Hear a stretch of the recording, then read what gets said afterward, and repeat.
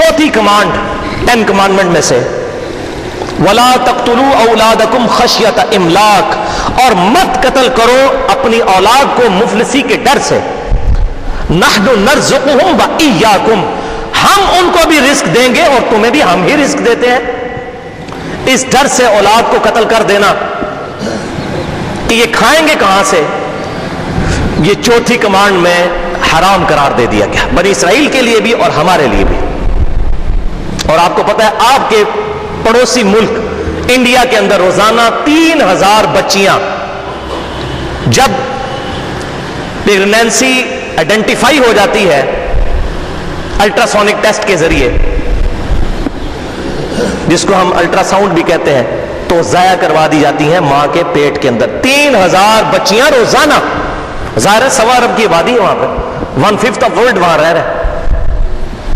बोले आउज़ु बिल्लाहि ताला, मत कत्ल करो औलाद को मुफलिसी के डर से, तुम्हें भी हम रिस्क देते हैं, उनको भी हम ही रिस्क देंगे। इन्ना क़त्लहुम काना ख़ितअन कबीरा, बेशक उनका कत्ल करना बहुत बड़ी जुर्म है, बहुत बड़ा गुनाह है।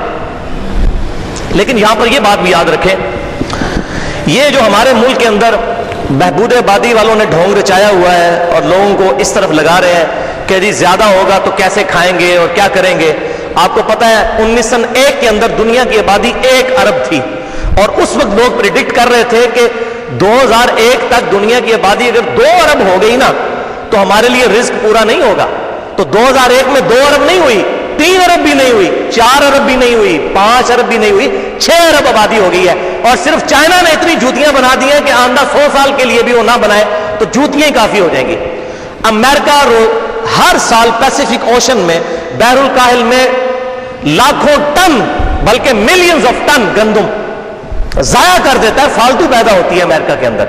कहीं इंटरनेशनल मार्केट में गंदम की प्राइस नीचे ना आ जाए। ये कहते हैं रिस्क कौन देगा, रिस्क तो दे रहा है अल्लाह ताला। जिस जमीन से 1 मन गंदम निकलती थी आज उसी जमीन से 40 मन गंदम निकल रही है, साइंटिफिक फील्ड में तरक्की की वजह से। अल्लाह तबारक व तआला ने इंसानों के लिए कितने ट्रुथ रिवील कर दिए, तो अल्लाह ताला बंदोबस्त फरमा रहा है। लिहाजा इस खदशे से औलाद को कत्ल ना किया जाए। हाँ, एक पहलू जो है वो जायज है, और वो सही बुखारी और सही मुस्लिम की मुत्तफ़क़ुन अलैह हदीस है। सहाबा कराम अलैहिम रिदवान कहते हैं कि हम आप सल्लल्लाहु अलैहि वसल्लम के मुबारक जमाने में अज़ल किया करते थे। अज़ल ये होता है कि कोई शख्स अपनी बीवी के साथ इज़्दवाजी ताल्लुक कायम करे और जब डिस्चार्ज का वक्त आए तो उस वक्त अलग हो जाए ताकि उससे औलाद पैदा ना हो। अमूमन वो लोंडियों के साथ ऐसा किया करते थे। तो आप सल्लल्लाहु अलैहि वसल्लम ने फरमाया कि अगर ऐसा ना करो तो क्या है, जो औलाद दुनिया में आनी है वो तो आकर रहेगी। लेकिन आप सल्लल्लाहु अलैहि वसल्लम ने उनको मना भी नहीं फरमाया, क्योंकि नबी पर वाजिब होता है कि वाज़ेह अल्फाज में मना फरमा दे। आप सल्लल्लाहु अलैहि वसल्लम ने मना नहीं फरमाया, सिर्फ कहा कि अगर ना करो तो क्या हर्ज है। लिहाजा इस पर मुहद्दिसीन का इजमाई फाहम है कि अज़ल करना जायज है।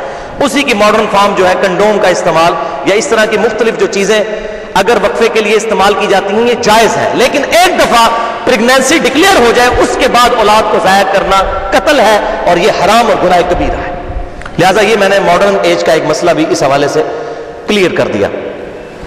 वला तक़रबु ज़िना, और जिना के करीब मत जाना। इन्नहु काना फ़ाहिशतन व साअ सबीला, बेशक ये बहुत बड़ी फाहिशी और बहुत ही बुरा रास्ता है। ये नहीं कहा कि ज़िना ना करना, ज़िना के करीब भी मत जाना। सही बुखारी और सही मुस्लिम की मुत्तफ़क़ुन अलैह हदीस है कि बेशक आंखें भी ज़िना करती हैं, कान भी ज़िना करते हैं, हाथ भी ज़िना करते हैं, पांव भी ज़िना करते हैं, दिल भी ज़िना करता है, और शर्मगाह सिर्फ उसकी तस्दीक करती है। आंखों का ज़िना आंख से हराम चीज को देखना है, दिल का ज़िना जानबूझकर दिल में बुरे ख्याल लाना है। वैसे आ जाए वो माफ है, सही मुस्लिम की हदीस है कि इस उम्मत से माफ है, लेकिन जानबूझकर करना हराम। इसी तरीके से हाथ से या पांव से कोई बुराई करना फहाशी की, वो ये तमाम ज़िना की कैटेगरी में फॉल करते हैं। वलियाउज़ु बिल्लाहि ताला।